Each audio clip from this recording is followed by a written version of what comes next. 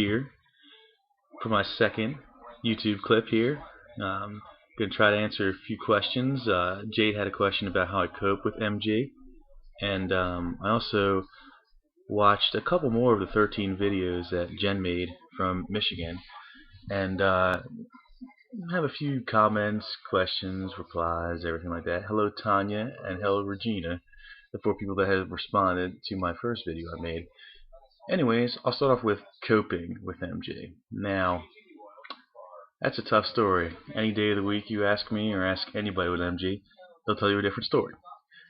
I sat here for about a half an hour before making this video trying to think about how I actually cope with MG. I've had it for now 3 years, and every day's different. Some days, obviously, we're doing better, and some days we're doing worse.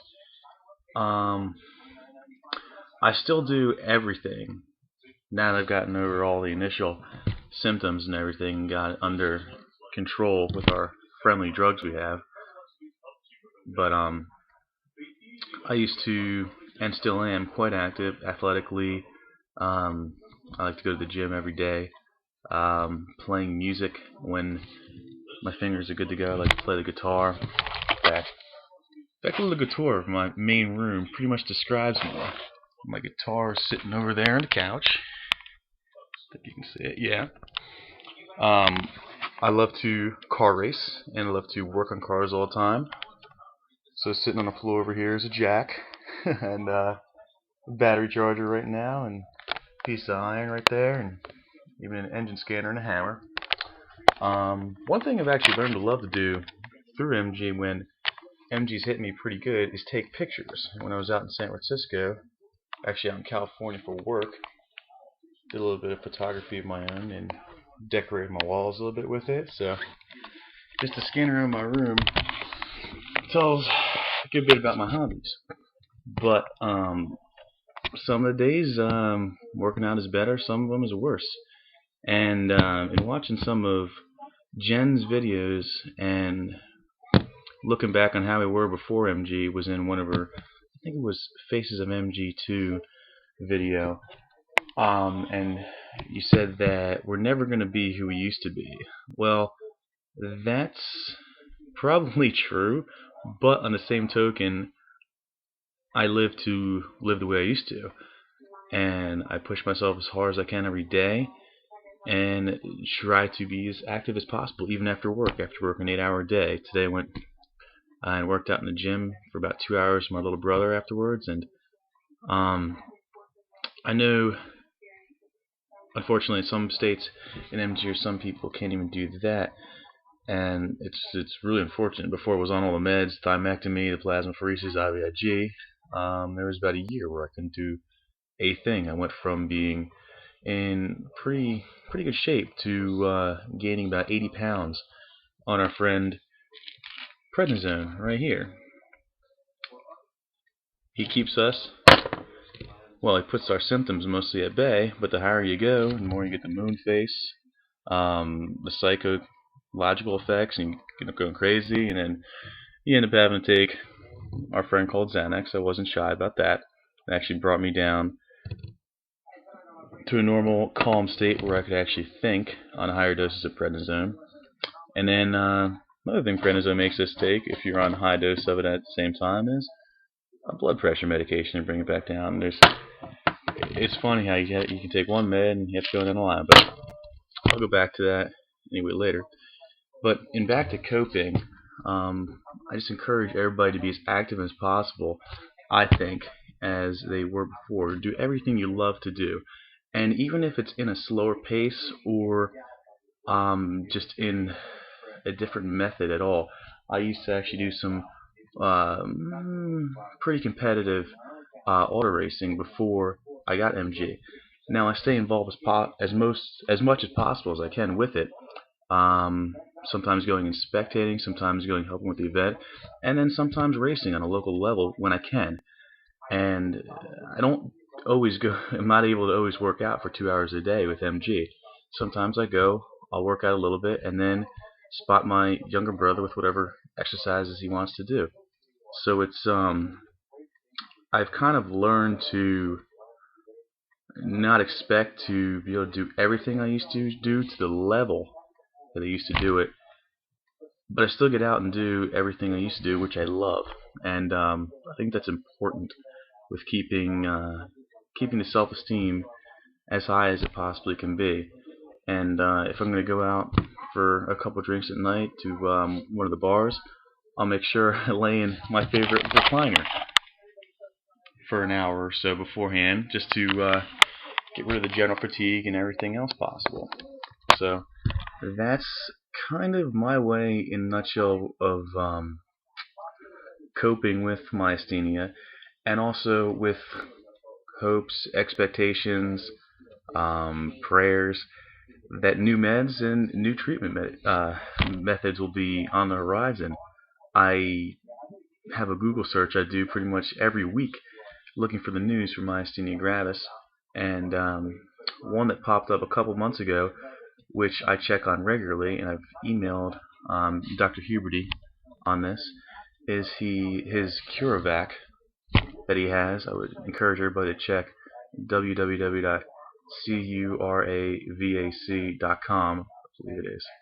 Um, he actually developed what he calls a vaccine for myasthenia.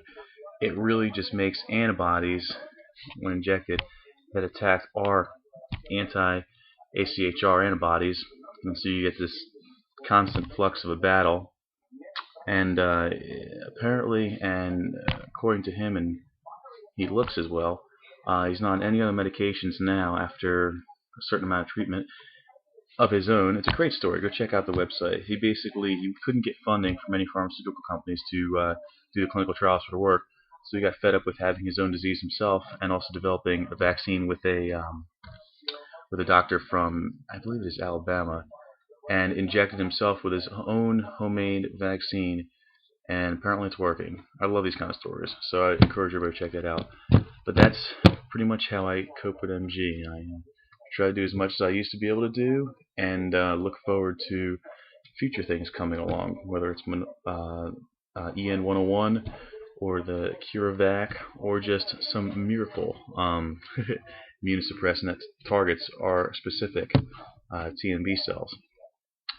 Also, another thing too is, with every possible medication that is out there right now, treatment, I try each and every one of them. I've been on the prednisone obviously since '07, since I started in varying doses. I'm on 20, alternating 10 right now. It seems to be working pretty well. My only symptoms right now are the ocular type, and I guess my stamina in regards to doing cardiovascular activity for a while. And I was on CellStep for about 2 years, and I hope that for any of you who are on CellStep, it works quite well for you. But it didn't allow me to get below, I think it was 10 milligrams in the prednisone without going with the double vision coming back and everything like that. So after multiple visits with my neurologist, I actually talked her into trying tacrolimus, or Prograf, brand name. Show you the bottle. And I have a whole bunch of papers on studies that have been done overseas in Spain.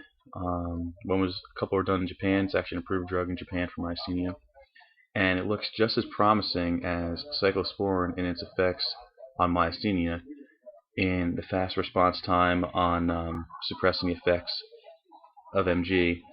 But it also, at the therapeutic dose for the tacrolimus, there's apparently much less side effects occurring as opposed to the cyclosporin. So it seems to be a good trade-off drug if you need to go past the Imuran or the CellSept to get to a cyclosporin type drug, or now the tacrolimus. And that's one thing that I have no problem with experimenting with, is the harsher drugs, because I personally think that the prednisone is the harshest of them all. So I encourage everybody to keep striving, keep questioning the doctors, keep just trying to get to the best you possibly can with the MG. If things look down, talk to your neurologist about it again, and tell him or her that you want to just see what we can do. And a lot of them are shy because the side effects that can come from the harsher immunosuppressants, or different forms of treatment. I had to actually talk my doctor into my current neurologist into IVIG, multiple visits, telling her how it helped me before. And I'm on my second neurologist. I used to live in Philadelphia and was going to a different one. Now in West Virginia, I have a neurologist down here, and every neurologist seems to look at different forms of treatment differently. So I guess I'll kind of end it here. You can talk for these videos forever about myasthenia. After looking through a lot of the videos from Jen, um, I could go on and on and on, from coping to the meds to just every aspect of myasthenia. So I'll call it quits for this one. It's Monday night, November 1st. I encourage everybody to go vote for all their favorite candidates tomorrow. I could get into healthcare right now, but that's a totally different topic on Obamacare and everything like that. So I'll leave my politics alone, and I just encourage everybody, for whoever they think should be down there in Congress representing us, to go out and vote tomorrow. Anyways, Mike out for now. Bye-bye.